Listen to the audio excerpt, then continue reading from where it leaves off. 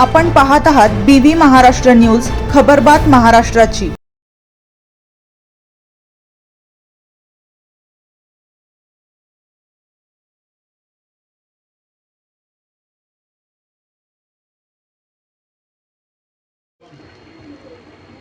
धुळे जिल्ह्यातील अवकाळीग्रस्त शेतकऱ्यांसाठी मदत मंजूर केल्याबद्दल नामदार जयकुमार रावल यांचा अभिनंदनाचा शिंदखेडा तालुका खरेदी विक्री संघाने केला ठराव।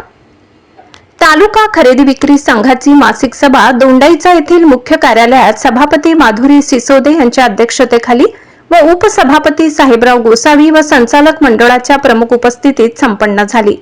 या बैठकीत धुळे जिल्ह्यातील अवकाळीग्रस्त शेतकऱ्यांसाठी पालकमंत्री नामदार जयकुमार भाऊ रावल यांच्या सततच्या पाठपुराव्यामुळे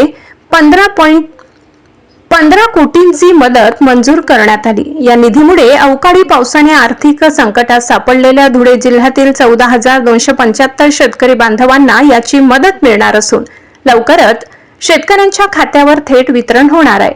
या निर्णयाबद्दल शिंदखेडा तालुका खरेदी विक्री संघाच्या मासिक सभेत जिल्ह्याचे पालकमंत्री नामदार जयकुमार भाऊ रावल यांचा अभिनंदनाचा ठराव करण्यात आला।